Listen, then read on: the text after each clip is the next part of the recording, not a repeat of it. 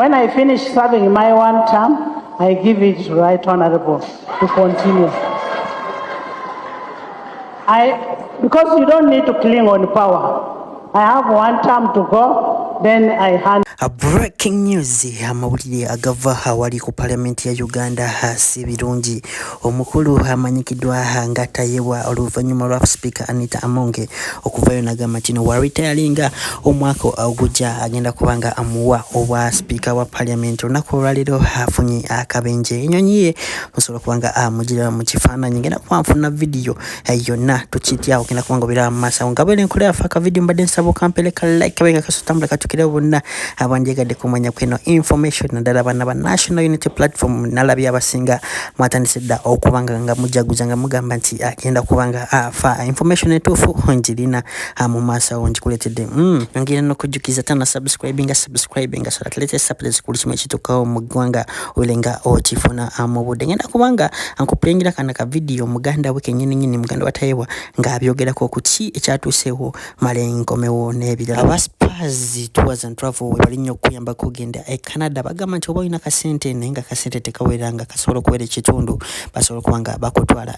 Canada. Wotuukayo ne bufuna omulimu nga olyokoota obasasula ki ng'olyoka obasasula balance. Namba yawe era 66 sokolabe no breaking news nkomewo n'ebirala. Amawulire agakagwawo malungi ate si malungi. The Right Honorable Deputy Speaker of the 11th Parliament, Thomas Tayewa, yabadde involved in an accident ngeno yabadde ya helicopter.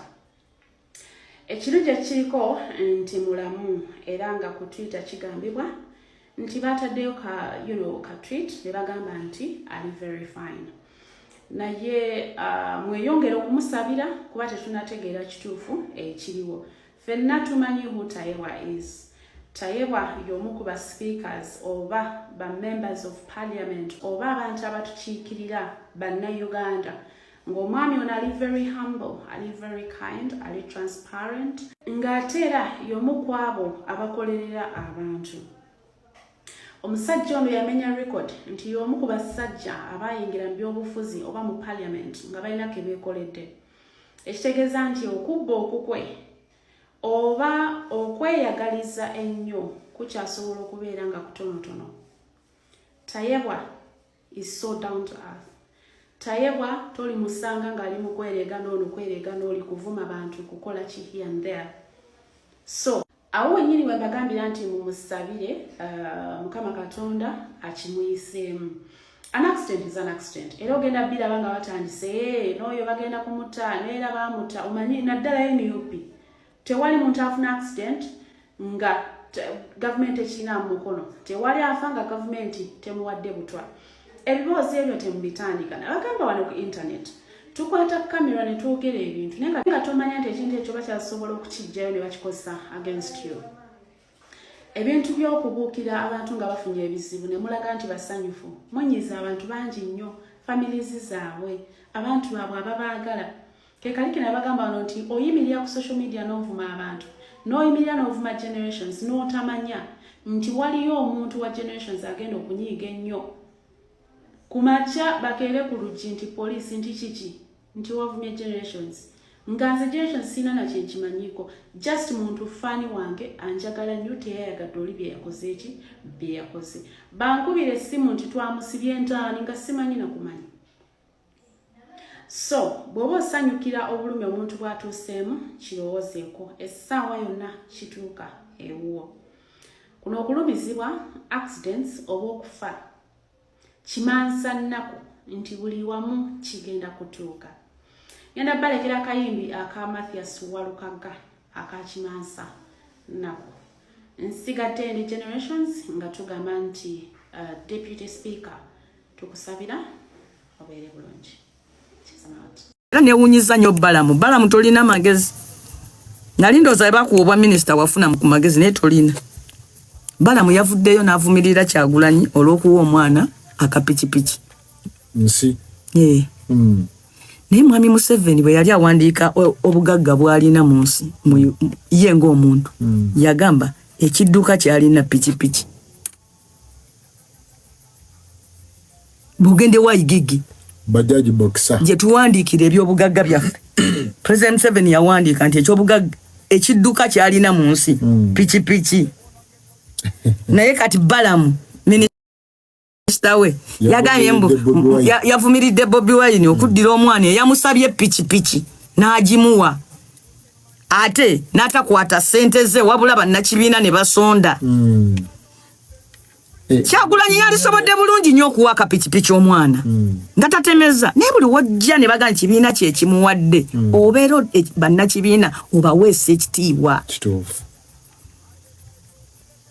bano anagamba mbu akwate ssente zize aweeyo lwaki awaayo ezize omukulembeze buli wakwata ssente zize n'awaayo aba agenda kuzibasaba zibakanulemu n'amagoba olaba ne mwami Museveni wano ezo pichi zagenda ng'agaba mu byalo akwata ssente ze naye omuntu naddaawo ne bamutunuzaamu kamera era naye yennyini n'ayagalira ddala atuukire ku kiri kye namugamba nti no useful idiot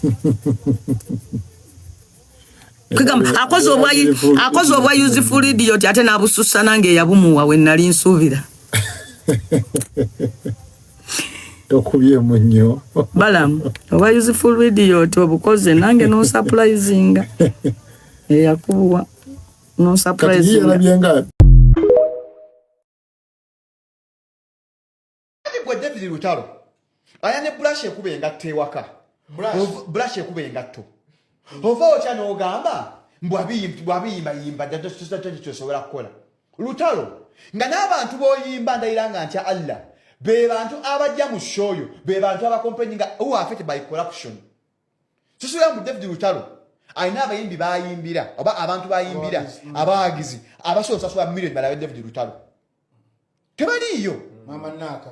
It's these people who are all placed who want their voices to be heard by no kwatirako eddoboozi lye eddoboozi yaffe eryange liyinza obbanga ttono eryakasukunga ttono eryantambi ttono netwala ava nagamba ne tukomye enguzi eddoboozi babayimbira be bamuyita ku mikolo gye. This is the time where people okay bw'obanga sijja mukusanga butayogera bw'oba toyogedde keep quiet because if you have to speak say something better than silence. Senga Lutalo yasirika twandigambye mbowaayo ategeera nnyo neswa Lutalo asobola okukola ekivulu nga kya million n'afuna abantu bw'aba talwanyisiza nga tawogedde ku byanguzi eyayimba kabisi kandagala kanyaba kakyaliwo ng'amataka bagabba batwala amataka g'abantu wagenda bba kabisi k'amaziga twagenda bba kabisi kandagala. So if you speak let him speak watagala kwogera asirike kwata suwa kabinga bwalowooza suwa kabinga bwalowooza Wakabinga. Cheta cyo gamba mbanange okay Kasuku what does it to say let's fight corruption cheta gisachi how much does it cost him Nenga ye wakabinga bwalowooza. Mundowooza ye according to him nange bwemba nanga bwe ndaba ndowooza ndi wakabi when actually sense I'm not Balabi abalunje emirembe. so baleka kudalira abantu balutala abo ajukire luwero ajukire nga akyasiba enviri nga ateka kanta mu nviri Lutalo yakwesako weturuku wano nga ateka weturuku mu nviri ajukire ebiseera bateranga weturuku mu nviri tannakyuka nnyo Yabafuma nti muli basiru mwabamugambe. tubeere Lutalo in fact juza japo bebanaka Lutalo n'okuvayo boogere nnyo kubanga abantu bayimbira be banyigirizibwa abajja mu bivulu bye teri alina kunywa kabisi kandagala nga bamubyeko ettaka ng'azadde abaana tebalina gundi wano Betty Kamya yabagamba she's not affected by corruption. One, she has a lead car atambulira mu V8 kasukufe tulina enguudo za Uganda oziraba nez'ekisaasi bakagola akolako nvuga Subaru eri wansi bw'ogamba mpeteno bwene batumira boda ogatumira omukazi awolutagenda mu ddwaliro Oba afumba kasooli ennaku zino weekanga wanye sitomera bw'otatomera ono ogwabunga akasooli oba atunga engatto ku bbali enguudo zirimu ebinnya oli bw'akyogera kusigamba awalana gavumenti nedda just add your voice mboke we are paying tax